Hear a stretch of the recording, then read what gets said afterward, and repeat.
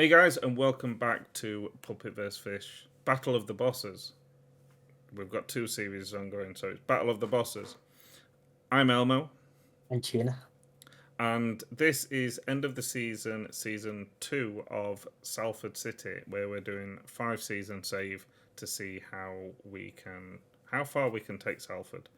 It's a bigger chance than what we normally do in this series, where we just only do one season, but you've got a lot more to think about, and there's a lot more pressure to try and last the 5 seasons, because if you don't get points each season, and that could be huge. So if you haven't already, go and check out Tuna's. Link is down below. Go and see his end of season review, and then come back over to mine to watch my end of season review, and then at the end we'll go and we'll tally up the points and see who's done better in this season.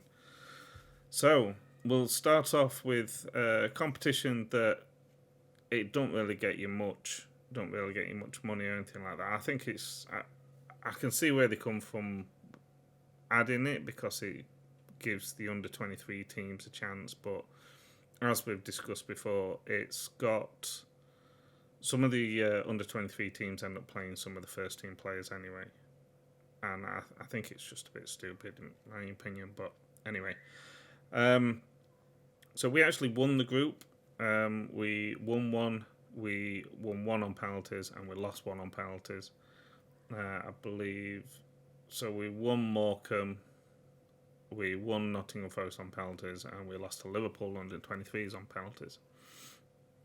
So go to the second round, where we beat Bradford City 3-2.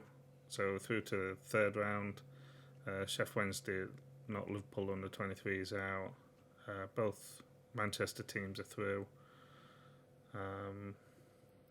Leeds United under 23s losing to Barnsley. Kind of like a local rivalry there.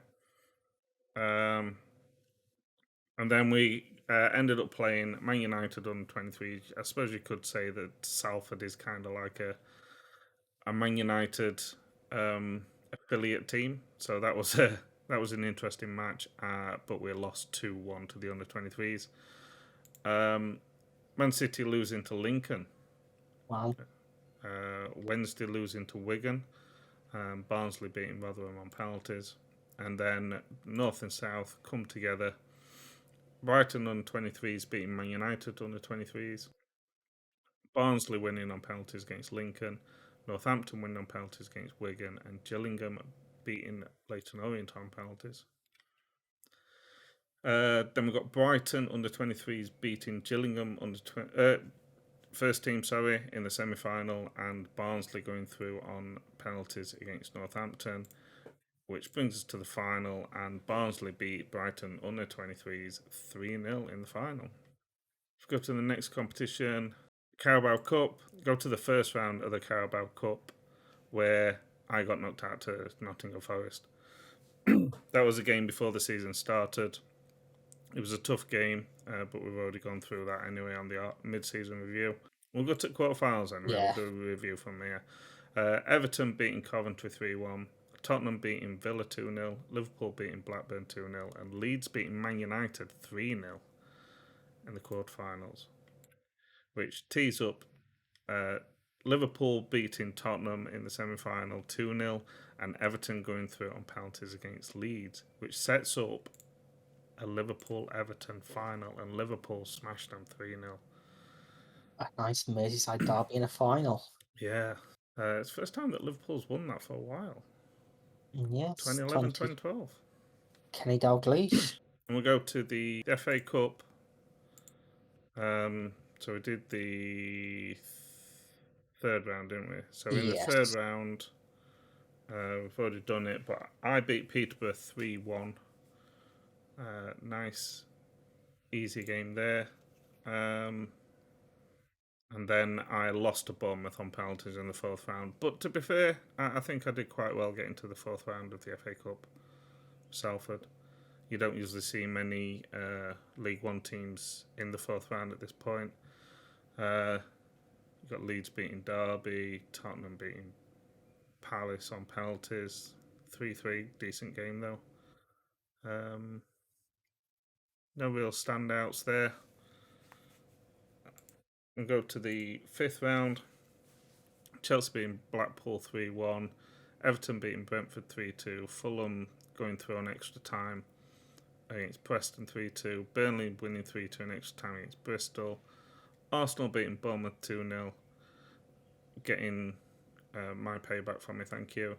Tottenham beating Leeds 4-2. Man City winning 2-1 against Newcastle. And West Brom knocking Man United out 2-1. So Man United did not do well in the cup games this season, like real life. And in the quarterfinal, Burnley knocking out Man City 3-1. Everton knocking out Tottenham 1-0. Arsenal beating West Brom 5-1, and Chelsea just going through on penalties against Fulham. So Arsenal and Chelsea are the only big teams left in it. We go to the semi-final. Chelsea beating Burnley 2-0, Arsenal beating Everton 1-0, which sets up a London final, and Arsenal winning Chelsea 2-0. Arsenal are doing what they do best in the FA Cup. Yeah. We got Demani Mella, top goal scorer, well, second top goal scorer, sorry, just one behind Chris Wood for Burnley. And Burnley got through to the later stages as well, so that's decent for Demani Mella. We'll go to League 2. So Exeter and Scunthorpe getting relegated. Walsall winning it with 87 points. Hartlepool and Leyton Orient have gone through as well, automatic promotion, with Northampton and Cambridge still yet to play off. Skipping League 1, Championship, where Middlesbrough are the champions. Close second, 4 points, is Norwich, and it's down to Blackburn and Southampton in the playoffs final, with Millwall, Peterborough and Blackpool getting relegated. A poor season from Southampton. You'd expect them to be challenging for a league title after being relegated. You got Watford 8th as well. There's not really any other standout teams or issues there. Premier League, Man City. It's not really a surprise, is it? Third season in a row. Chelsea finishing a close second, just 1 point behind them, but a decent gap there between Chelsea and Man United in third place with 76 points. Arsenal 75 points. Liverpool getting Europa League 72 points, and then Tottenham and Everton finishing off there. Wolves, Burnley and Sheffield United are relegated. If we have a look, not really any surprises there. Fulham and Bournemouth obviously surviving this season, coming back up, but Sheffield United have gone straight back down. Standard for Sheffield United, really. So now, go and have a look at League 1. And I finished third. And as you probably have just seen, I lost in the final to Derby, in the playoff final. 1-0. Absolutely gutted. It's just one of those where you get through to the final and you expect to, it's more disappointing getting through to the final and losing than it is getting knocked out earlier. Equal on shots, 13 shots each. Equal on XG. We're equal all the way through. It's just that one goal that they got ahead of us. But we have a look at the final league table. So I was just 1 point off of second place as well. Nottingham Forest. MK Dons winning it 2 points clear of Nottingham Forest. Going down, Wickham, Cheltenham, Morecambe and Burton. So we've got Sheffield United again for another season. I'm glad Forest have gone out of the way. They pissed me off this year. I was sick of playing them. Because I think I beat them in FA Cup, didn't I? You lost in the FA Cup, but beat them in the Papa John's. I lost in Carabao Cup. That was Yeah. it. And then beat them in the other one. So I was sick of playing them this season anyway. Riddell Richards, top goal scorer, second top goal scorer, sorry, with 22 goals. Nuno da Costa for Nottingham Forest scoring 28, finishing at top, and Scott Twine finishing with 21 goals. Josh Morris, top assist for the season with 18. Yeah, disappointing not to go up, but another season. We'll try and build a squad through this season. All you were was one win away from winning the league as well. Yeah. I had some decent runs. There wasn't that many, there was the odd losses, but when it wasn't losses, it was wins and not draws. So I did quite well.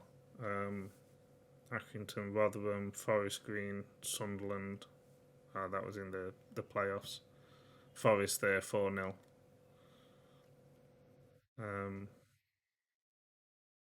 But, hey ho. It's another season, but we'll rectify it at the end of this season.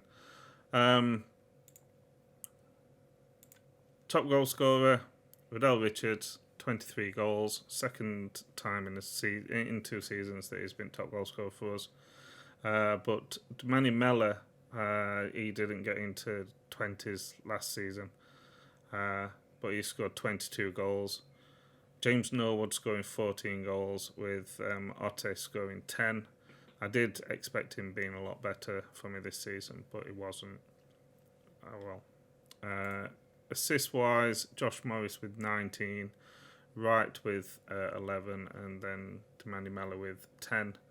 So all round, Manny Mellor is a really good player for me, scoring and assisting, and he was same last season as well. In terms of contracts, I haven't got that many that end.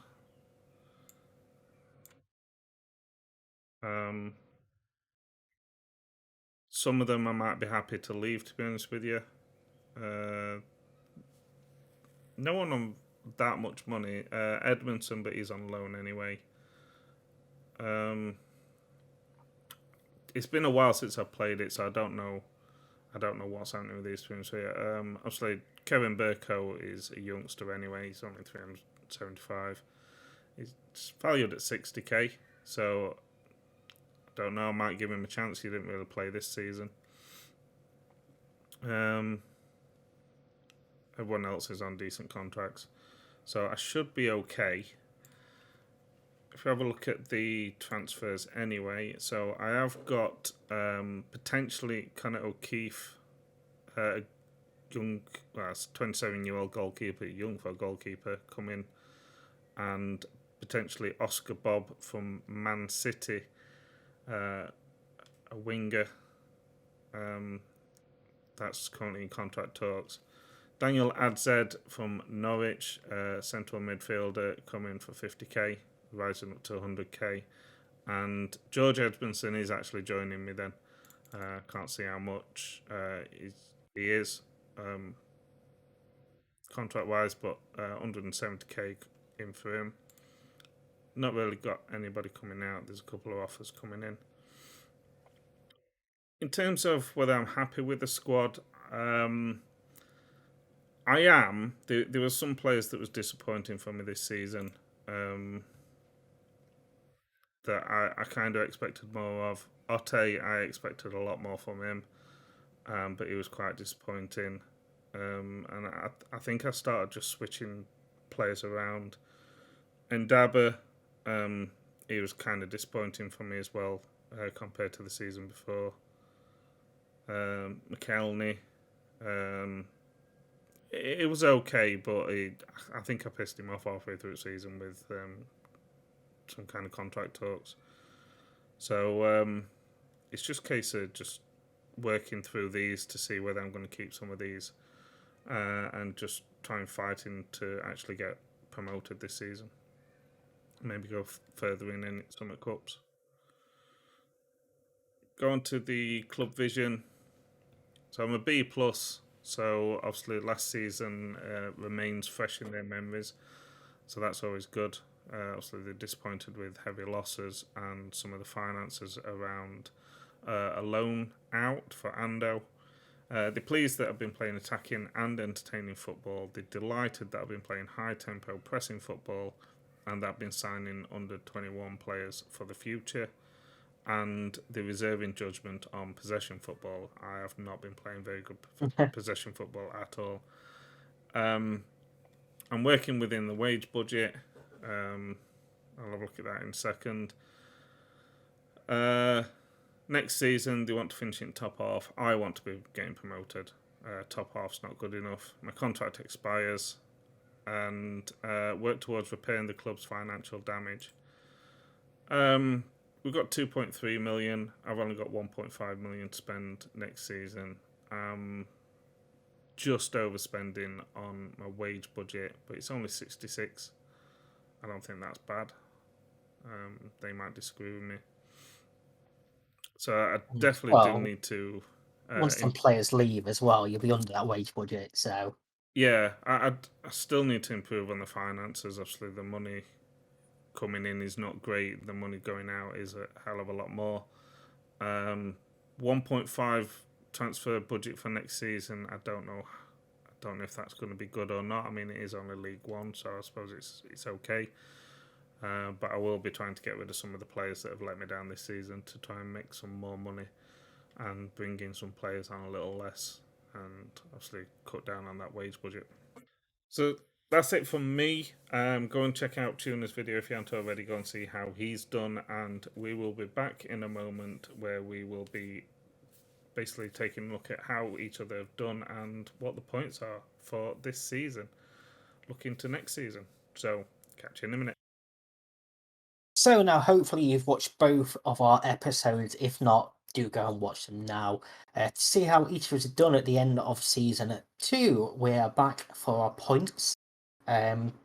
We have realised there's something that we didn't touch on during the episode, which were the awards. So when we come to that point section, we'll just talk through that. Now, both of us had seasons in League One this season, and the points have gone up from last season. It's now 75 points winning the league, going down to 3 points of being relegated. So a massive range of points scoring there. Now, in League One, I did indeed win the league, so I got 75 points for that. Elmer, where did you finish? I finished third. You did. So you take my number and you turn it around and you get 57 points for that. The FA Cup. That's a big drop. It is. All for 1 point. So 18 points difference there. The FA Cup, I went out in the second round, so nothing for me there. I went out in the fourth round, but still nothing there. Which is where I went out in the Carabao Cup in the fourth round, but I get no points for that either. And I got the same points as you, but I went out in the first round. Yes. The Papa John's Trophy, where I went out in the group stages and I get 0 points. Oh no. And I went out in the second round and I got 0. Yeah. So it's 75-57 at the moment. So we didn't need to touch on the cups at all because they're all 0. Now the awards, you get points for coming first, second, or third in the Manager of the Year, the Player of the Year, and the Young Player of the Year. League One doesn't have a Young Player of the Year, so we only get the points based off 2 awards. Now, the Manager of the Year, I did indeed win, and they only actually offer out 1 place in League One. So I was the best Manager of the Year, and I get 9 points for that. Now, the Player of the Year was won by Albie Kilgore of Salford, a centre-back. Again, they only offer out 1 place for that, but I get another 9 points, which gives me 18 points from awards. Did you or your players win an award? No, sadly not. So, if I go quickly to the Player of the Year was won by Joe Wall of Nottingham Forest, so I get nothing there. And the Manager of the Year was Liam Manning of MK Dons, so I win nothing there. I was just about to say it's a surprising defender win a Player of the Year award, but I've just looked and last year a goalkeeper won it in League One on mine, so apparently anyone can win these awards nowadays. And the top scorer. Now this is obviously the difference between my top scorer and Elmer's top scorer. My top scorer was Joe Hugel with 29 goals this season in all competitions, and yours was? Mine was, because I don't just have the players pass to one player. Mine was Riddell Richards again, but he only scored 23. So I gained 6 points this time around. Not quite as big as what you gained last season, where you had a 24-goal advantage over me last season. But I've basically turned that around by 30 this season. So Yeah. next season, when I'm scoring 36 points, we won't, because we're in different divisions next season, which means there is no top scorer points for next season. Yeah, we didn't think it was fair because obviously two different leagues, different difficulties in the teams that you're playing and that lot. So we just didn't think it was fair to carry that part over. Yeah, especially say like if one gets to the Premier League, doesn't get Europe, you're playing a lot less than a team that's still in League One, for example. But then on the flip side, you could potentially be signing better strikers and better Yeah, goal scorers. Like, it's obviously not going to happen because I've only got 4.5 million spent. But say if I went out and got Haaland, then it's a bit unfair if you're still stuck in League One or League Two. but in And Championship you could loan out better strikers, loan yes, in better strikers. yeah. So we just decided it wasn't fair to be doing them over split seasons and divisions. But the total points for season 2 is Elmo gets 57 points and I get 99, one short of 100 points, 99 points. So I win season 2, you won season 1. But the overall is what matters at the end of these 5 seasons. The league totals are currently 125 to 107 in my favour. The awards, I have 24, you have 6. And the top scorer, you have 24, I have 6. So I lead by 18 points overall at the moment, 155 to 137, with 3 seasons left to go. So it's tight. Yeah, It's very, very tight. And the way we have the scoring structured, Elmo has a very good chance of gaining a lot of points on me next season, despite being a division below. Because if he wins the league, I have to be third or higher to gain points on him. So we've tried to structure it so it's fair that, if you do race up the leagues, one person's stuck, you're not getting destroyed. Because what's the point of carrying on the save then? yeah. So we've tried to make it as fair as possible, and I think this system is fair. It's going to be a massive challenge for both of us. It is weird because obviously you've gone up and you could have a very good season or a very bad season, and same with me. I could still have a bad season in League One, and one of us could get sacked halfway through the season.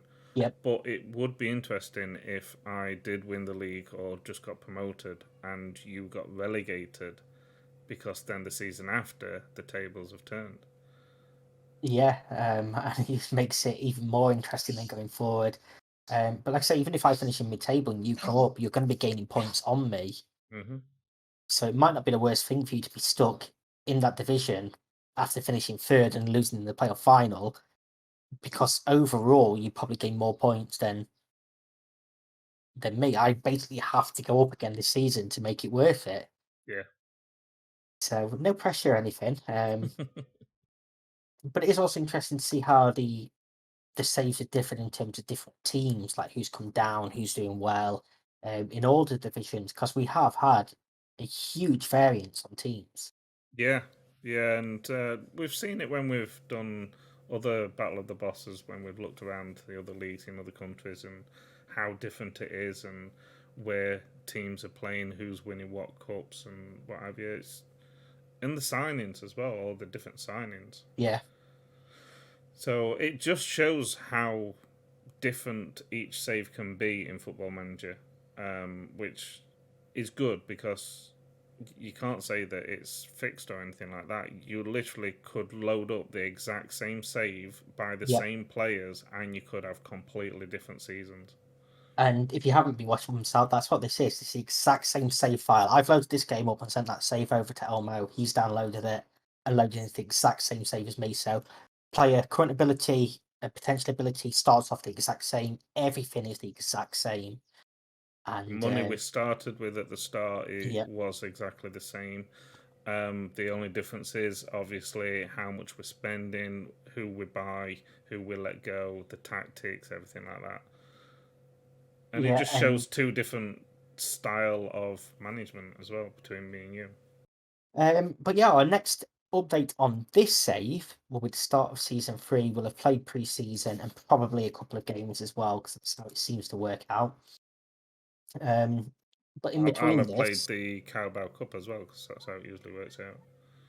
I will join that in the second round now, I believe, being in the Yeah. championship. And based off the past couple of seasons, I'll have played that. So that's the differences this season, well, the next season as well. And obviously the FA Cup, you enter in the first round. I don't enter until the third round now.